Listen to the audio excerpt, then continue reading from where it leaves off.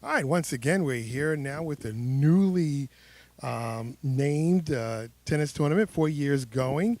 It was once the New York Tournament of Champions, I would say there, Dale, and now we have the Central Park Tournament of Champions in terms of it being the open series in regard to what has been going on. And Larry, you have been doing a phenomenal job with starting off the series. The way that the whole concept of the Global Tennis Alliance is beginning to evolve is beginning to show a real consistency and an urgency for people to recognize that this can be something that can turn into a tradition. How have you felt about the performance level of the players during the duration of the time that now it has sustained itself?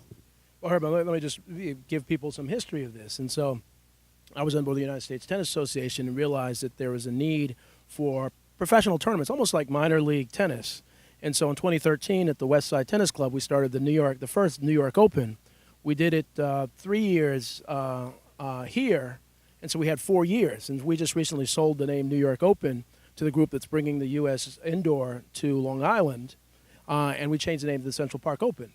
But it really is symbolic of us really creating a national tour of pro tennis tournaments that will serve as the minor league in tennis. And so like minor league baseball, some of the players will rise to the major leagues, some of the players will stay in the minor leagues, and that's what we want to do.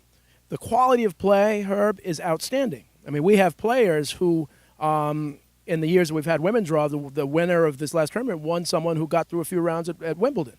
So the reality is that there are some tremendous players out there who don't have a chance to really make enough money to stay on the circuit, and we want to change that. Looking at it from that perspective, and Larry, now that the New Brunswick area and the East Brunswick area is beginning to see a lot more activity in regard to your presence as a tournament director, how do you feel about this whole association? I think it's an incredible association. I think that, like Dale says, giving players the opportunity to compete, not only to compete, to make some money, because it's hard being out there, being on the tour, and it's a grind, and you have to pay all your expenses and traveling and everything, and coaching, and you still have to practice. So for us to give them an opportunity there's a lot of money tournaments, but bringing a network together, I think, is going to be a big advantage, because then we can organize it so that the players can go from tournament to tournament, and we can get sponsorship to help out, and we can do other things to really make this a community event as well as a competitive event. So I think it's a great idea, and I'm glad to be part of it. And I think Larry did hit the nail on the head in regard to talking about how it has to become a network, and a network that is going to have the viability of people recognizing that it can be a trusted source of investment. In terms of delivering that kind of opportunity, the players that have been playing, most of them represent themselves as being members of the United States Tennis Association. Earlier, you and I discussed the fact that there is an open opportunity for individuals who are not part of the USTA, who haven't been ranked, but play a good game to get involved.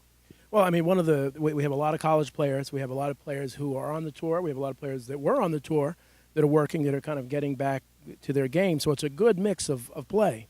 One of the things I want to hit on what Larry was saying, and Larry runs a local CTA, Sports for Life, is that the idea of this is not only to have pro tennis, but to raise enough money with sponsorship and other things to kind of support local tennis development. We want to grow the game.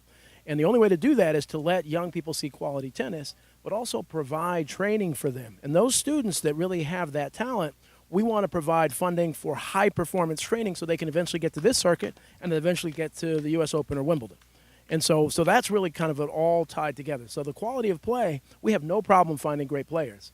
They're out there. There isn't a vehicle that really helps them hone their game.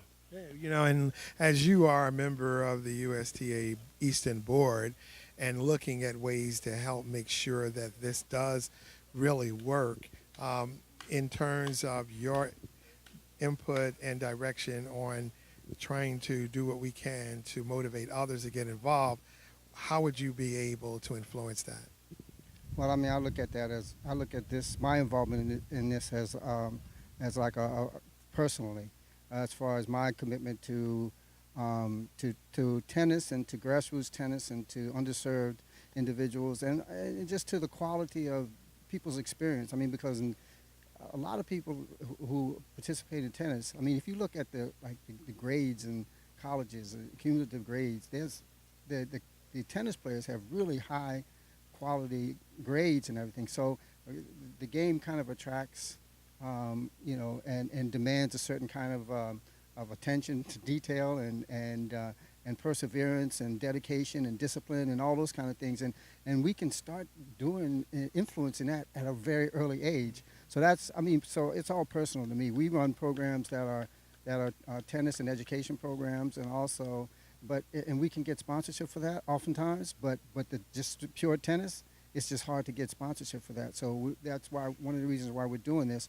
so that we can provide an avenue that's less expensive, and not only less expensive, we can give to people, because we really want to see if we can influence finding the next great player, and you never know where they're going to come from, and so hopefully we can kind of influence that. Well, we want to make sure that the American development of tennis is sincere, that we want to continue to enjoy the opportunity of watching young people grow and to be an inspiration to those who would like to find out how to get involved with the game. Again, we're continuing with the Global Tennis Alliance and the activities that we're having throughout the state of New Jersey, and eventually we're going to be going to other states. We're here in New York now, and this was the catalyst behind the whole inspiration in what you've been doing, the middle class movement concept, and looking at how we can develop ways to engage the urban community to get involved is also fluent and something that is going to be very important. Well, absolutely. And what we're trying to do is to tie in sports, entertainment. There's a whole music component. So in the evenings, we're going to have a musical entertainment. Excuse me. But to use music to fund a lot of community development. So this whole idea of the middle class movement is to really help grow this segment of society that's so critical to the success of any country in the world. And we think that combining all of these things can actually help to make some social change and create some real entertainment for spectators. Well, we're really happy about what's going on. We're going to be looking at developing a way in which we can have a broadcast network where we're going to be commentating and really displaying the great talent that's being a part of this series of tournaments. Very happy about what's going on this year, and we're going to be looking forward to near the end of the year where we're going to be doing the Newark Open, and we're going to be also establishing a way in which we can participate in the U.S. Open. So we encourage each of you to get involved, watch for what we're doing, and we thank you very much for tuning in. Thanks much. Thank you. Okay, buddy. All right, man. All right, good. It's good, man. So you got